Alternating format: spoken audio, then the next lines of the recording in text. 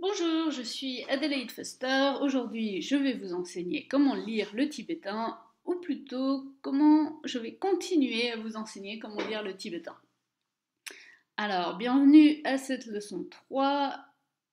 Moi-même, j'ai étudié et j'ai vécu parmi les Tibétains pendant plus de 13 ans en Inde, où j'y ai suivi le cursus traditionnel de Geshe. Donc j'ai étudié dans les monastères la philosophie traditionnelle. Par le passé lointain des précédentes leçons, nous avions vu les lettres Ga, Ta et A. Donc c'était des lettres basses avec des tonalités longues. Maintenant, nous voyons 5 nouvelles lettres pour cette leçon. La première en jaune au milieu. La première, non, c'est pas au milieu, c'est en jaune. La première à gauche, c'est le K. Elle a une tonalité haute et courte. K. Vous sans doute remarquez la différence avec la lettre qui est directement en dessus, K. La consonne en effet est presque la même. Vous pouvez vous aider donc de cette similarité de prononciation ainsi que de forme pour vous rappeler de ces lettres. En fait, il suffit d'apprendre leurs différences plutôt que de réapprendre une lettre en plus. Donc ici, le K en bas est donc très similaire au K en haut. La même chose pour la deuxième lettre jaune, Ta, qui a pratiquement la même consonne que la lettre qui est en dessus, Ta, mais qui a une tonalité haute et courte. Et puis, la dernière lettre jaune est le Pa. Donc cette ligne, je vais la répéter, c'est Ka, Ta, Pa. Et puis en dessous, nous avons des lettres en rouge, le rouge qui signifie que la tonalité est basse mais courte. La première lettre rouge est le Ya, un peu comme le Ya allemand, Ya, Ya, Ya. Tout à fait comme le Ya allemand si je le prononce correctement. Et puis la dernière lettre du jour est le Na. C'est une lettre nasale, il faut le bas de la langue, donc l'arrière de la langue, qui touche l'arrière de la bouche, Na, pour pouvoir réussir à la prononcer correctement. Na. Donc voici toutes les lettres que nous avons vues jusqu'à présent. Donc il y en a 12 si je ne m'abuse. Dans le cercle des tonalités qui était formé de à droite les lettres longues, à gauche les lettres courtes, en bas les lettres basses et en haut les lettres hautes. Alors ici nous avons un exemple de lettre principale, celle qui est en bas, Na, qui est basse. Et donc avec une lettre positionnée en dessus, c'est comme un préfixe, la tonalité va changer. Le Na était court et bas, il va donc bouger d'un quart de cercle vers le haut, va devenir courte et haute. Donc cette syllabe est lue Na et est épelée Rangata Nga. Rangata Nga. Alors que se passe-t-il si les syllabes que nous voulons épeler ont des symboles de voyelles? Ici, alors chaque voyelle, chaque symbole de voyelle a un nom. Après tout, en français, nous avons aussi des noms pour nos accents. Alors, il faut savoir ces noms pour pouvoir appeler les voyelles qui ont, les syllabes qui ont une voyelle. Donc, la voyelle I est appelée Kigu. La voyelle OU est appelée shapkyu. La voyelle E est appelée tengbu. Et la voyelle O est appelée naro. Alors, je ne vous demande pas de savoir les noms. Laissez-les venir avec le temps.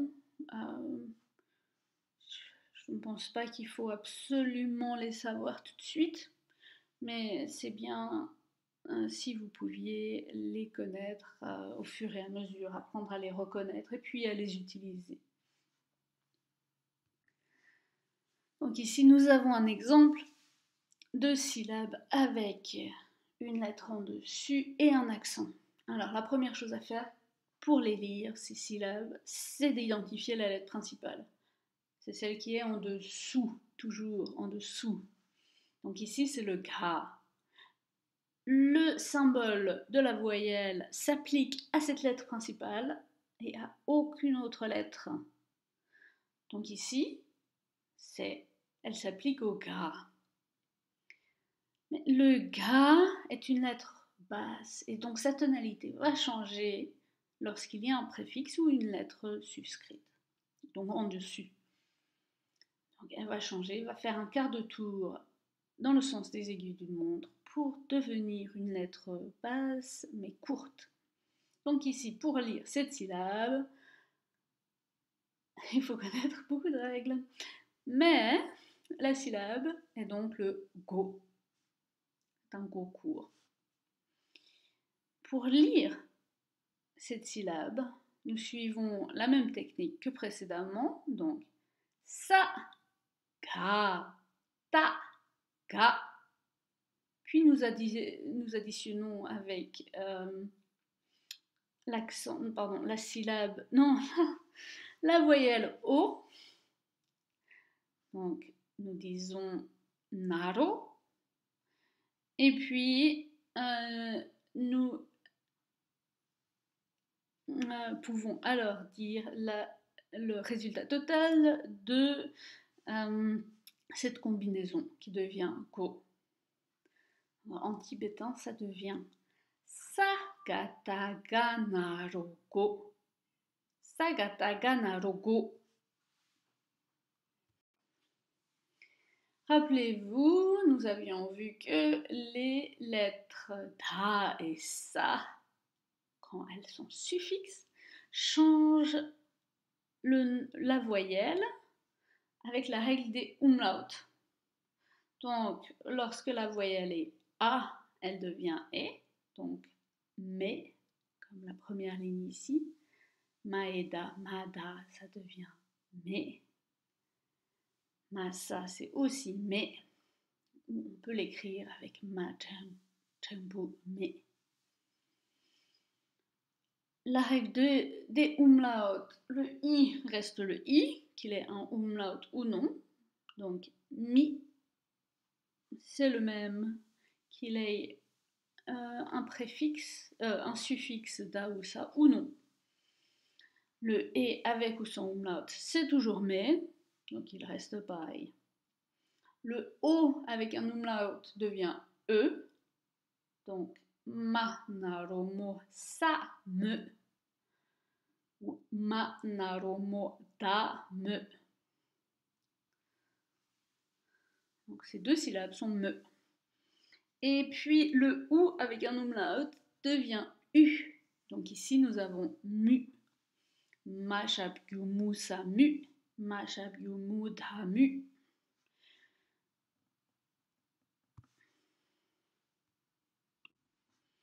Voici donc ce cercle avec dont nous avons parlé précédemment, nous l'avions vu dans les précédentes leçons. Si nous regardons en bas à droite, nous avons la combinaison ko. Ko, si on ajoute une lettre suscrite, une lettre dessus, devient go. On bouge un quart de cercle dans le sens des aiguilles d'une montre. Une lettre qui commence en bas à gauche, donc basse et courte, na. Si elle a une lettre suscrite, devient na. après un quart de tour dans le sens des aiguilles d'une montre.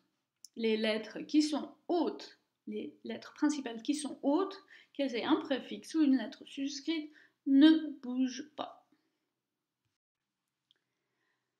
Voici un peu de vocabulaire ainsi qu'un exercice de lecture. Je vous encourage à mettre pause avant d'écouter comment je lis ces mots. Donc le premier mot pour cheval, c'est ta. Le mot pour tambour est nga. Le troisième mot veut dire étoile. Attention, je sais que sa prononciation porte à confusion. Ce n'est pas un mot en sanskrit. La loi du karma en sanskrit, c'est un mot en sanskrit, alors que karma en tibétain, c'est étoile. Si on veut parler de ce qu'on utilise pour la loi de causalité, la loi du karma, alors en tibétain, c'est les. Vraiment totalement différent. Karma, donc étoile, et puis le dernier mot, la porte, c'est go. Alors, voici notre première phrase en tibétain. Nous avons ici 3 mots. Le dernier, c'est un auxiliaire. Donc ici, on pourrait le traduire par être. La phrase se lit ti kare re. Ti kare re. Ti kare re. Ti, c'est le mot ceci. Kare, c'est le mot quoi. Et re, être. Donc, quoi être ceci. Donc, ceci, quoi être. Qu'est-ce que c'est? Si je pose la question ti kare en montrant du feu, la réponse peut alors être ti mere. Ceci est du feu. Ti mere. Si je pose la question ti kare, la réponse en montrant de l'or, la réponse peut alors être ti serre. Ti serre. Ceci est de l'or.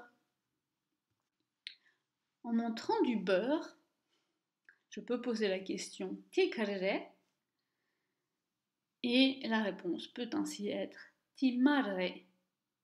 Ti marre. Avec ce même principe, vous pouvez augmenter votre vocabulaire chaque fois que vous êtes en présence d'un tibétain. Je vous encourage vivement à le faire. Alors, essayons. Si je montre la première photo, ti kare, quelle est votre réponse? Ma réponse sera ti tare. Ti tare. À la deuxième photo, ti kare, la réponse est ti sare. Ti sare. Si je montre la troisième photo, ti kare, la réponse est alors tingare. Tingare. Et puis à la dernière photo, ti kare, la réponse est tigore. Tigore. Voici un exercice de lecture. Je vous encourage à presser sur pause et de m'écouter après chaque syllabe que vous ayez lue. Donc la première ligne est ré, répé, tougué. La deuxième ligne, nga, nga, ngé, ré. La troisième ligne, qui, yi, yi. Et la dernière ligne, yang, tang, son, sonné. Alors, est-ce que vous vous rappelez des mots que nous avons vus? Ti kare, Ti mare. La première photo. Ti karere. Oh, je ne devrais pas dire cela. Je devrais dire te karere. Avez-vous remarqué la différence? Ti voulait dire ceci et te veut dire cela. Les étoiles sont assez éloignées pour qu'on n'utilise pas ceci. Donc, te karere, te karmare. La deuxième photo, ti karere, ti mikre. La troisième photo, te karere, te rire. Et la dernière photo, ti karere, ti depre. J'espère que ce n'est pas trop difficile. Donc voici l'ordre calligraphique, d'écriture calligraphique de ces lettres. Les Tibétains y tiennent encore beaucoup, mais vous pouvez choisir de les écrire autrement. Néanmoins, pour pouvoir préserver la tradition, les Tibétains ont beaucoup codifié ce type d'écriture. Ils ont pu ainsi la préserver sans changement pendant plus de 1000 ans. Donc je vous encourage, même si vous ne suivez pas forcément cet ordre, de bien écrire vos lettres, c'est-à-dire de les écrire très clairement. Et donc voici les dernières lettres. J'espère que cette leçon vous aura plu. Si elle vous a plu, aimez cette vidéo, partagez, et puis subscribe. Vous pouvez presser sur le bouton subscribe en bas. Merci beaucoup, à la prochaine.